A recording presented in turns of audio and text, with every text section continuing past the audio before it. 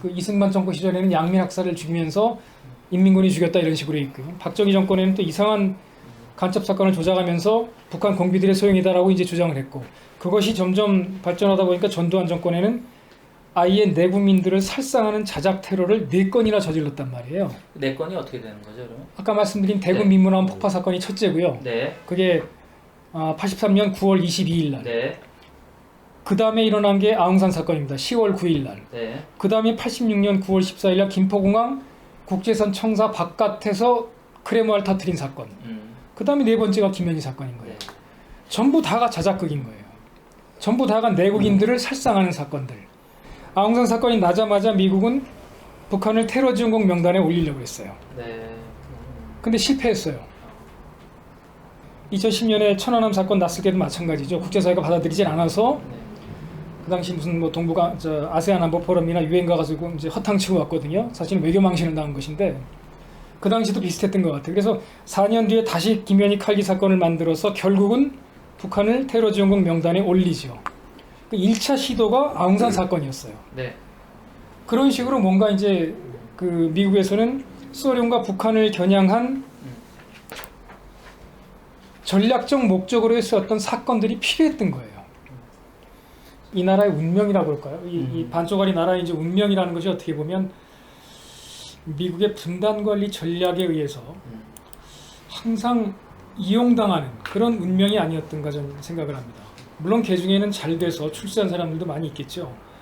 근데 그 출세 이면에는 이런 식으로 부지불식간에 어느 순간에 자신도 모르게 희생을 당하는 사건들이 수도 없이 많았어요. 이런 일을 보면 우리가 어떤 미국의 문제를 제대로 자각하지 못하는 데 따른 이게 우리 죗값이 아닌가 이런 생각을 하게 됩니다.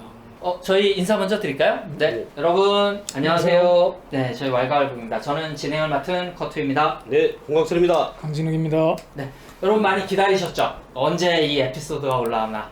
버마 아웅산 사건이 진짜 옛날 얘기라고 생각했는데 진짜 현대사와도 연결이 돼 있고 진짜 내가 몰랐던 얘기, 너무 궁금했던 얘기들을 콕콕 집어줘서 너무 좋다 라고 여러분이 생각하실 거라고 믿습니다. 자, 오늘은 어찌됐든 조금 얘기를 한번 정리해 보려고 하는데 저희가 아웅산 사태의 어떤 팩트부터 그 다음에는 강민철이란 테러리스트로부터 시작된 그리고 라종일의 전후 관계에서 대한민국 정부가 왜 이 사람을 옥바라지 했는가로부터 합리적인 의심이 들지 않느냐. 그러면서 그 전후에 박세직이란 이름에 왔다 갔다 하는 뭐 전두환 대통령의 인가가 있었겠죠. 허가가.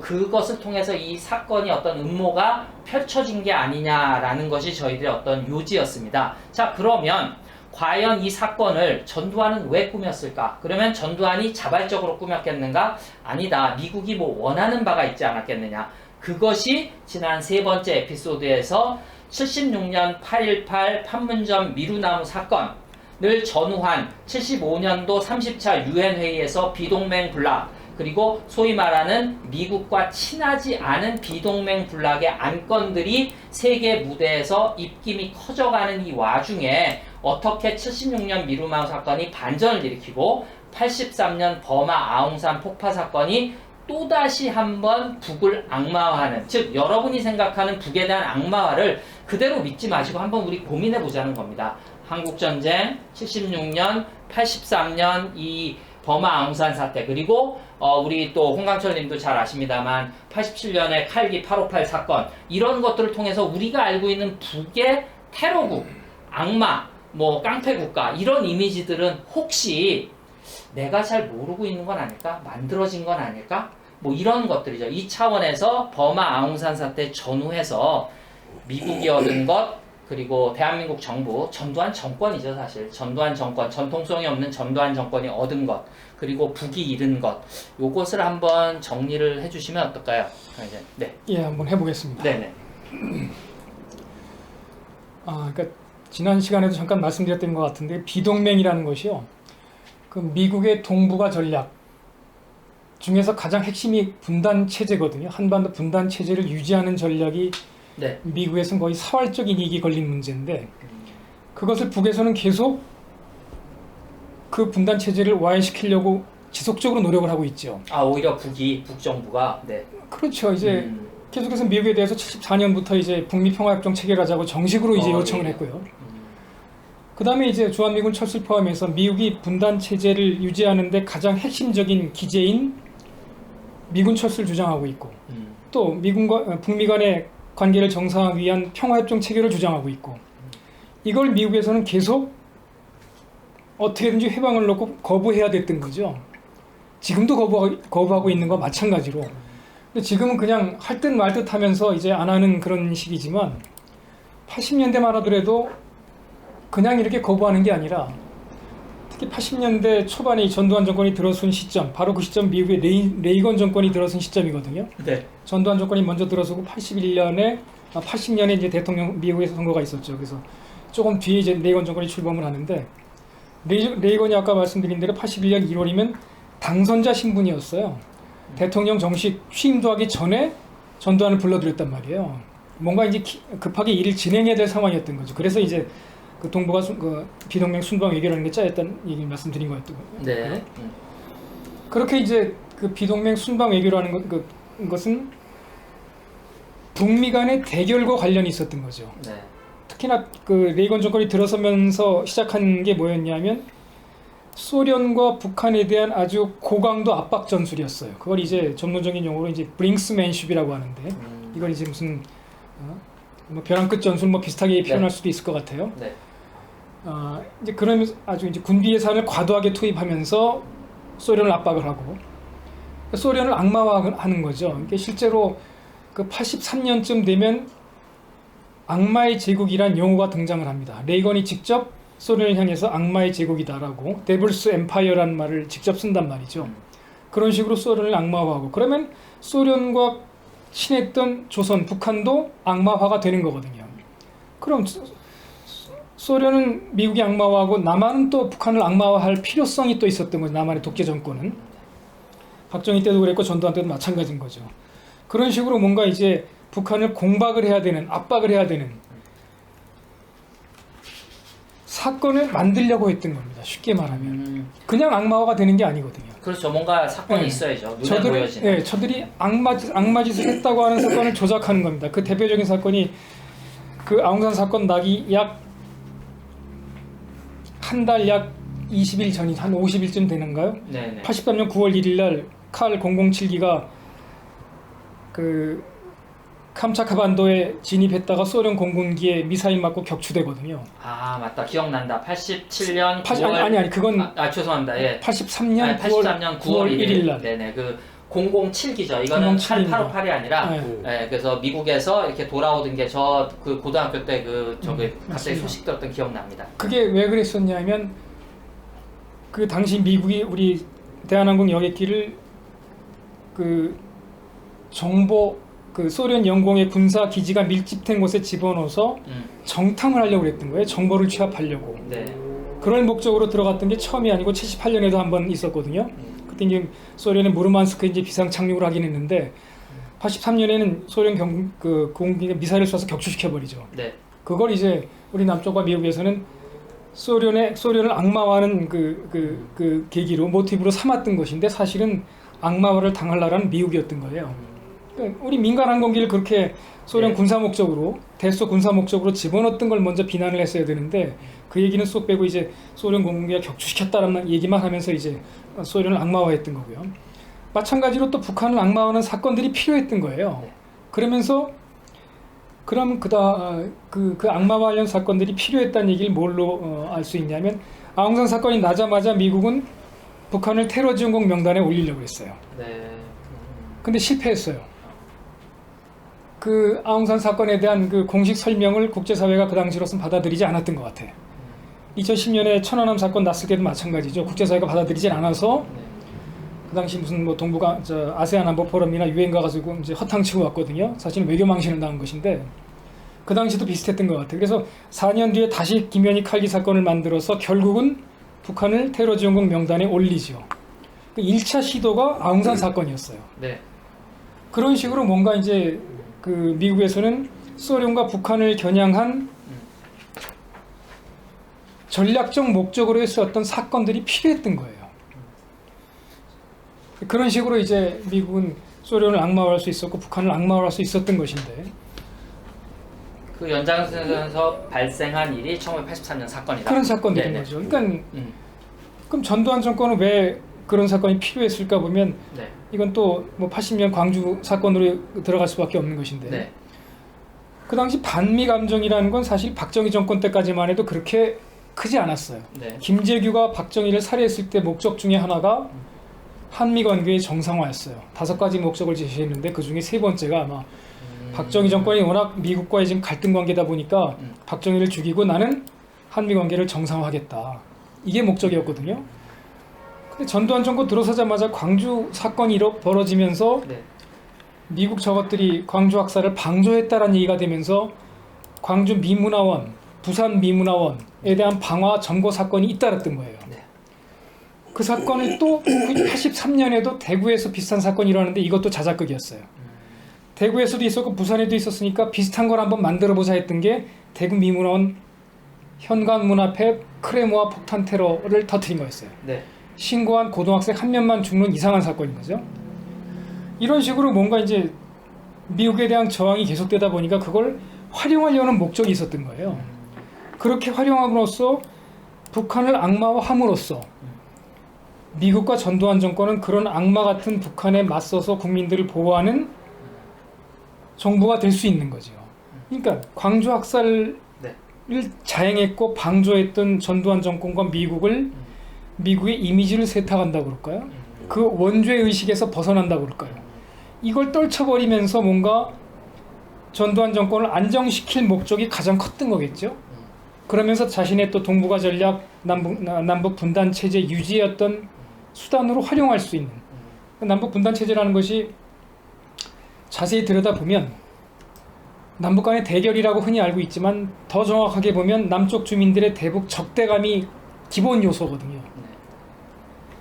그걸 바탕에 깔고 있죠. 그러니까 남북이 대결한다는 건 그냥 표면적인 것이고 실제로는 남쪽 주민들의 대북 적대감 적의가 가장 기본 인자인 거예요. 그런 그 기본 그 적대감은 시간이 지나면 흐려질 수 있거든요. 남침을 했네, 뭘 했네 하지만 시간이 지나면 흐려질 수가 있는 것이고 교류 협력이 되다 보면 흐려질 수가 있는 것인데 그때마다 대북 사건을 조작하면서 북한을 악마화하는 대북 적대감을 또 조장할 수 있는 거죠. 그런 사건들이 계속 필요했던 거예요. 박정희 때도 그런 사건들이 필요했고 점점 에스컬레이트 된 겁니다. 그 이승만 정권 시절에는 양민 학살을 죽이면서 인민군이 죽였다 이런 식으로 있고요. 박정희 정권에는 또 이상한 간첩 사건을 조작하면서 북한 공비들의 소용이다라고 이제 주장을 했고 그것이 점점 발전하다 보니까 전두환 정권에는 아예 내국민들을 살상하는 자작 테러를 4건이나 저질렀단 말이에요. 4건이 어떻게 되는 거죠, 그러면? 아까 말씀드린 대구 네. 민문화원 폭파 사건이 첫째고요. 네. 그게 83년 9월 22일 날. 네. 그 다음에 일어난 게 아웅산 사건입니다. 10월 9일 날. 네. 그 다음에 86년 9월 14일 날 김포공항 국제선 청사 바깥에서 크레모아를 터뜨린 사건. 그 다음에 4번째가 김현희 사건인 거예요. 네. 전부 다가 자작극인 거예요. 전부 다가 내국인들을 살상하는 사건들.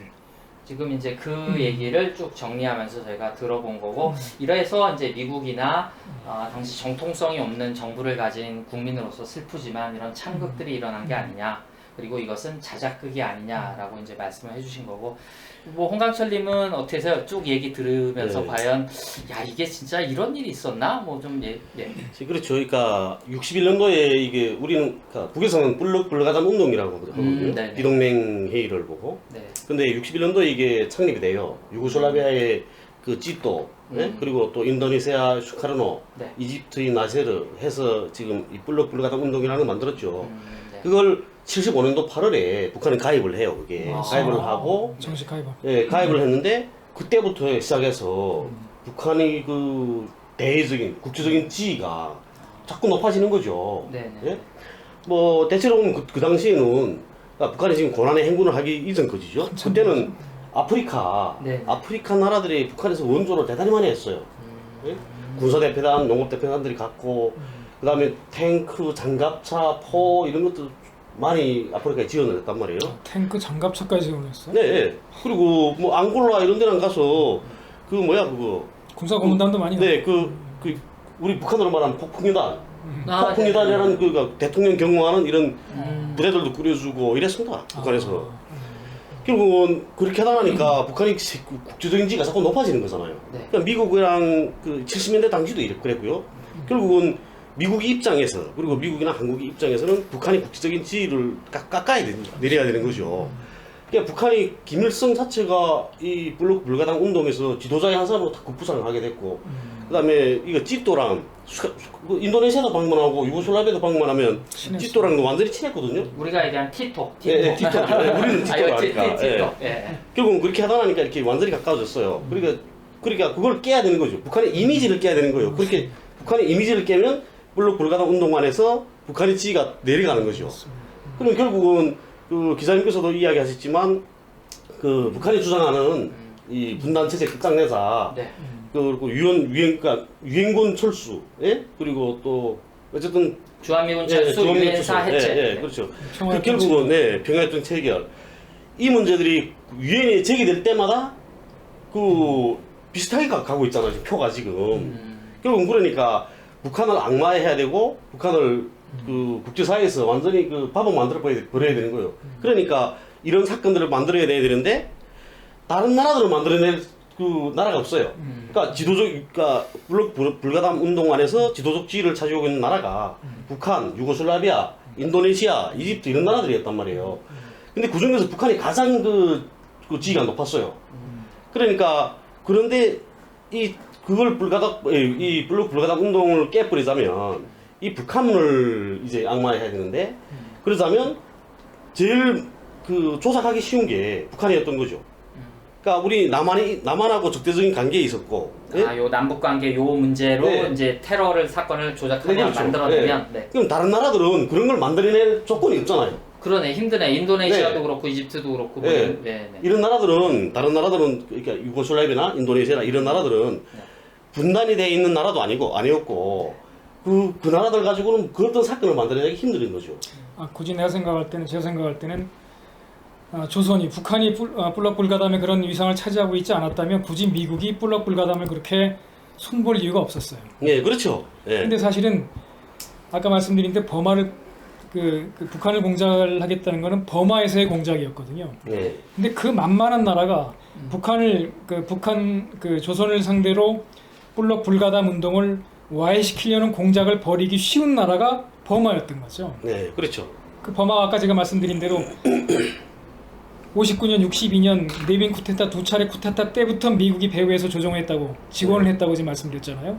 그 뒤로 계속 미국이 이제 손길을 뻗치고 있었던 것이고, 나름대로 버마도 물론 어떤 자주적인 어떤 행위를 했겠지만, 그러다가 결국 79년에 블록 불가담 그 비동맹에서 탈퇴 선언하고 그 뒤로도 계속해서 미국에서 버마를 배후에서 어떤 간섭을 했던 것 같아요. 조종을 했고. 그 과정이 이제 81년 네윈이 양위를 하는 대통령직에서 슬쩍 물러나고, 그 다음에 83년 5월 달에는 버마 군정보국이 해체가 되고 군정보국장이 숙청이 되고, 그래서 버마의 경호 보안 체제가 마비가 되고, 바로 그 시점에 전두환이 이범석 외무장관 불러가지고 지금 버마 갈 테니까 버마 일정 짜라고 한 시점이 바로 그 시점이에요. 83년 5월 시점. 그러니까 버마와 한국이 동시에 어떤 작업이 진행됐다는 것은 두 나라를 같이 손아귀에 갖고 있을 수 있는 미국이 아니면 있을 수 없는 일인 거죠. 그렇죠. 그렇게 해서 이제 버마를 상대로 그 남한의 어떤 대통령을 살해하려는 시나리오를 만들어서 북한을 악마화하려고 하는 공작을 벌였던 거란 말이죠. 그게 이제 비동맹 운동을 와해시키려는 공작의 하나의 일환이었던 것이고요. 그게 이제 그 에피소드 3에 보면 또 버마 역사 자세히 나와 있고, 그리고 SBS에서 방송한 꼬꼬무에도 나옵니다. 그러니까 이들이 그걸 의도하진 않았지만 이 사건 이후로 북한과 외교를 단절하는 나라가 60여 개국이 넘어서게 됩니다. 그리고 나서 남이 수교한 국가가 120개국, 북이 수교한 국가가 102개국으로 역전현상이 일어납니다. 그 얘기는 뭡니까? 그 전에는 북이 수교한 나라가 훨씬 많았다는 거죠. 그리고 지금 홍광철님이 말씀하셨듯이 인도, 유고슬라비아의 티토, 인도네시아의 수카르노, 이집트의 나세르, 그리고 북한의 김일성 주석. 우리는 이제 북의 김일성 주석은 이제 참 언급하기가 되게 조심스러운데, 이 사람들이 지금 북을 빼놓고도 각 나라의 민족 지도자입니다. 그러니까 정권의 정통성을 가지고 있었기 때문에 이 블록 불가담 운동이나 국제 무대에서 활발하게 활동할 수 있었던 나라. 그리고 아까 말씀드렸듯이 이제 북한이 그런 어떤 활발한 외교 활동들을 우리는 잘 모르고 있었고 그것이 83년 이 사건으로 완전히 묻혀버리는 게 아닌가. 국내적으로 조금 보면 이 사건으로 버마 사람을 제외하고 17명이 죽습니다. 17명 중에 제가 이제 대내적인 메시지 때문에 얘기하는 건데 대한민국 정부가 김재익 경제수석을 안타까워하는 분들이 많아요. 서상철 동력자원부 장관, 그리고 당시 경제기획원 장관이면서 부총리, 그리고 이범석 외무부 장관 같은 경우는 좀 독특합니다. 이분이 북에서 상당히 오랜 생활을 사셨고 북에 친지가 있고 이전에 통일부 장관 역할을 하시던 분이에요. 그러면서 이 사람이 그 남북관계에서 뭔가 혁신적인 뭔가를 만들지 않을까. 그리고 노태우 정권 때 북방외교의 밑그림을 그린 사람으로 알려져 있고, 그리고 그 다음에 이기욱 재무부 차관이라든지 뭐 한병철 그 장관이라든지 이런 비서실장이라든지 이런 사람들의 쭉 면면을 봤을 때 왜 굳이 이 사람들이 죽었을까? 왜 장세동은 아니었을까? 왜 군인들은 이 자리에 없었을까? 합리적인 의심이 드는 거죠. 82년도에 이철이 장영자 사건 이후로, 그리고 약간 유화 국면을 앞두고 전두환 정권이 안에서부터 조금 흔들려가는 이것을 대내적으로도 한 방에 뒤집을 수 있는 어떤 이 카드가 나오고서 육사와 서울대 간의 이 싸움에서 뭐 박정희 때야 육사 아니면 뭐 찍소리도 못하고 있었던 시기고 대한민국의 경제 수준으로 이렇게 다양화되지 않았으니까 육사 중심으로 움직이던 생활에서 이제 고위 관료, 서울대 출신 고위 관료들의 입김이 점점 커지는 상황에서 이것을 한 방에 정리할 수 있는 사건도 이 버마 사태가 아니었나라는 뭐 합리적인 의심을 저는 개인적으로 조금 더 들더라고요. 네, 그렇게 의심할 수 있는데요. 네네. 그건 이제 그러니까 여기서 네. 돌아가신 분들의 면면을 따져봐야 되는데 아까 이범석 장관 얘기는 하셨고요. 네.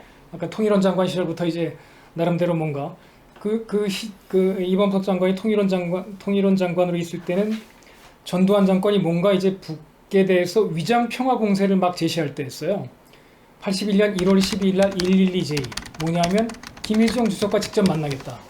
그 다음에 81년 6월 5일 날 65J 뭐냐면 112J는 내가 평양 가든지 김주석이 서울 오든지 이거였는데 그게 두 개 안 되면 제3국에라도 만나자. 그게 65J였어요.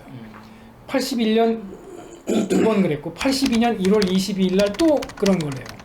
그게 이제 민족화 민주통일 방안 뭐 이렇게 되는 건데 사실은 그 81년부터 82년, 83년이 그 북한에 의한 전두환 살해 모의 시나리오를 지속적으로 만들 때란 말이죠. 아까 말씀 안 드렸지만 81년부터 이제 캐나다 교포 최중화 씨를 네. 끌어들이면서 뭔가 이제 일을 꾸밀 때도 있었고 그 시기가 일치하거든요. 위장평화공세 시기와 그러다 보니까 이제 그걸 위장평화공세라고 얘기하는 것인데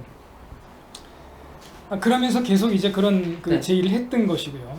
그런 시기였고 그래서 이제 이범석 장관이 그때 통일원 장관을 있으면서 뭔가 적극적으로 이제 뭔가 한번 남북 간에 무슨 북괴라고 부르지 말라라든가 이런 식으로 그 당시로서는 대단히 좀 뭐 선진적이라고 그럴까요? 네. 진취적이라고 그럴까요?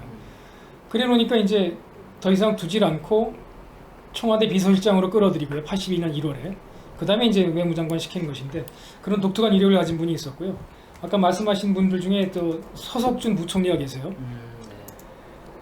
이분은 언제 부총리가 되냐면 83년 7월 6일 날 부총리가 됩니다. 그러고 나서 석 달여 만에 가서 버마에서 그 목숨을 잃는데 그럼 83년 5월 21일 날 상고부 장관에서 떨려났었어요. 5월 20 며칠 날 떨려났다가 6월 11일 날 미국 하와이 대학에 유학을 가요. 가 있는 거를 다시 불러들인 거예요. 그래서 그때 나이가 45살 최연소 부총리였어요. 이 굉장히 이례적인 일인데 근데 또 하나 이제 이때 어떤 일이 있었냐면 고건 서울시장 아시잖아요. 고건 네. 전 서울시장. 이때 전두환이 고건 씨도 전두환 정권 초기에 교통부 장관 하다가 이 시점에 미국 유학가 있었어요. 그때 전두환이 고건한테도 의사타진을 해요. 너 들어올래? 뭐 이런 식이었어요. 전두환 씨는, 고건 씨는 거절했고 그 서석준 씨는 수락을 한 거예요. 그래서 서석준 씨가 죽는 겁니다. 그러니까 이런 식으로 뭔가 이건 좀 아주 조심스러운 얘기인데 네. 정말 이렇게 살 사람 죽을 사람 이렇게 골랐던 것이 아닌가 할 정도로 이건 나중에 좀 깊이 있게 얘기할 수 있는 얘기입니다. 이게 그럼 그 당시 부총리가 누구였냐면 김준성이라는 사람이었어요. 김준성 씨를 빼고 서석준을 앉힌 거였었어요. 굳이 서석준은 5월 21일 날 그 장관에서 물러난 사람인데 굳이 한 달, 두 달도 안 돼가지고 다시 부총리를 시킨다는 게 말이 안 되는 거거든요. 조금 이례적인 뭐 이런 일들이 있었습니다. 돌아가신 분들 중에. 근데 그 유족들은 그 문제 제기 안 합니까? 그러니까 그 유족 관리를 너무나 완벽하게 철저히 해서 아까 이제 김재익 그 경제수석 얘기하셨잖아요. 네. 김재익 수석의 부인도 이순자 씨인데 어떤 대통령 이름이 그냥 같은 거죠? 네, 이순자 씨인데 이순자 씨가 이제 아들이 아마 둘인가 있었을 거예요. 어린 아들이 둘이 있었는데 해마다 이 사건 나고 나서 새해가 되면 전두환 집에 찾아가 세배를 다녔어요. 각하가 우리를 보살펴야 된다 이런 얘기죠. 네. 그러면서 이제 실제로 아시다시피 이례재단을 만들어서 그러고서 이제 만들어진 게 이례재단이죠. 이례재단이 그 같이 이제 아웅산 사건 때 따라갔던 정주영 뭐 김우중 이런 재벌들 다 데려갔었거든요. 삼성전자 이건희도 갔었고 이런 사람들 돈 출연해가지고 재단을 만들어서 그 돈 가지고 이제 이 유족들을 아주 철저하게 완벽하게 뒷바라지를 한 거예요. 장차관들 부인네들은 다들 학력도 괜찮았고 공부도 자식들도 공부를 다들 잘했을 거 아니겠습니까? 공부를 부인네들한테는 뭐 명예교수를 준다든가 무슨 이사장 자리를 준다든가 이런 식으로 또 자식들도 공부를 잘했으면 나중에 뭐 해외 유학 같은 것도 물론 뭐 자식들이 열심히 했겠지만 이런 식으로 다들 잘 됐어요. 거의 다가. 잘 안 된 케이스도 있어요. 부인이 자살한다든가 또 자녀 중에 하나가 자살한다든가 여기 어떤 사람이 있냐면 하동선 씨라고 그분 집안이 거의 이제 풍지박산이 나는 집안도 있는데 안타까운 일들이 많이 있었죠. 근데 대체로 이렇게 완벽하게 뒷바라지를 했어요. 그러니까 아까 이런 식이다 보니까 유족들은 또 이 사건을 뭐 전두환 내가 버렸을 것이라고 하는 생각할 여지, 계기 자체가 없었고 오로지 북의 소행이다라고 믿게끔 만들어져 있었고 워낙 또 철저하게 뒷바라지를 했고 전혀 의심을 못했던 거겠죠. 뭐 설사 의심을 한다고 해도 이제 뭐 빨갱이 이제 조금만 다른 얘기를 하면 천안함 때도 그렇게 민주화된 때도 많이 힘들었으니까 그리고 뭐 이거 뭐 얘기가 나온 김에 여러분도 한번 이런 점도 혹시 있지 않을까? 그러면 과연 아까 조심스럽지만 살생부라는 말을 했는데 이거는 전두환 정부에서 독자적으로 결정했는가? 아니면 여러분 뭐 다 보수파 뭐 이렇게 생각하실 수도 있지만 제가 볼 때는 당시 이 내각이 황금 내각 그래도 엘리트들 진짜 뭔가 이들 주체적으로 그러면 대한민국 정부가 좌가 됐던 우가 됐던 민족주의적이고 자주적으로 뭔가 활동을 하려고 할 때 제일 껄끄러워하는 나라는 어딜까? 혹시 미국에서 뭐 사람들을 좀 선별하진 않았을까? 뭐 이제 자료들 쭉 보면서 뭐 개인적으로 그런 생각도 좀 들더라고요. 그러니까 뭐 여러 가지로 슬픈 거죠. 뭐 이런 여러 가지 일들이 뭐 저희가 이제 정리를 해야 될 것 같은데 뭐 끝으로 하실 말씀 있으면 간략하게 좀 정리해 주시죠. 네. 뭐 먼저 하시겠어요? 네. 그러니까 우리 대한민국이라고 하는 우리나라의 이 나라의 운명이라고 할까요? 이 반쪽짜리 나라의 이제 운명이라는 것이 어떻게 보면 미국의 분단 관리 전략에 의해서 항상 이용당하는 그런 운명이 아니었던가 저는 생각을 합니다. 물론 그 중에는 잘 돼서 출세한 사람들도 많이 있겠죠. 근데 그 출세 이면에는 이런 식으로 부지불식간에 어느 순간에 자신도 모르게 희생을 당하는 사건들이 수도 없이 많았어요. 이런 일을 보면 우리가 어떤 미국의 문제를 제대로 자각하지 못하는 데 따른 이게 우리 죗값이 아닌가 이런 생각을 하게 됩니다. 미국. 네. 미국이란 나라에 대한 올바른 인식이 서 있지 않으면 네. 또 언제고 이런 일이 있을 수 있을 것 같아요. 적어도 이제 이런 일이라고 하는 것들이 이제 자작 테러 같은 일들을 얘기한다면 적어도 김대중 정부나 노무현 정부나 문재인 정부에서는 이런 일은 없었다고 봅니다. 저는. 네. 그 대신에 다른 정권에서는 있었어요. 네. 그럼 김영삼 정부는 어떠냐면 비슷한 사건이 있었다고 봅니다. 그 얘기는 나중에 하시죠. 네. 차우지간. 네. 그러니까 어떤 정권이 새로 들어서면 만에 하나 네네. 민주정부가 아닌 정부가 들어서면 이런 일이 재현될 수도 있다라고 저는 생각을 합니다. 네. 어쨌든 네. 그 남북이 화해와 협력 그리고 평화를 위해서는 이런 우리 지나간 일들이긴 하지만 이 역사적인 진실들을 찾기 위한 이런 활동들은 계속 해야 된다고 생각합니다. 그러니까 앞으로도 저희 강 기자님 같은 분들은 많이 응원해 주시고 연합뉴스 뭐 사장 우리 추천해 주시고 그래야 되는데. 그리고 이게 진짜 꿈 같은 얘기입니다만 남북이 서로 합해진다면 남북이 공동조사를 할 수도 있고 또 그렇게 해서 문제가 풀릴 수 있는 우리가 궁금해하는 사건들이 얼마나 많습니까? 이제 그 사건 중에 하나로 가져왔고 제가 뭐 여러분들이 뭐 100% 공감해라 우리 말이 진실이다라는 게 아니라 자유민주주의 사회니까 이런 합리적인 의심도 가능하지 않겠는가라는 차원에서 한번 제안을 드린 거고 여러분과 같이 한번 고민해보는 그런 시간이 된 것 같습니다. 에피소드 끝까지 함께 해주셔서 정말 감사드리고요. 출연해주신 강 기자님 그리고 홍강철님 정말 감사드립니다. 그리고 기획해주신 유 대표님께도 감사드리고 네, 오늘 여기서 마치도록 하겠습니다. 여러분 감사합니다.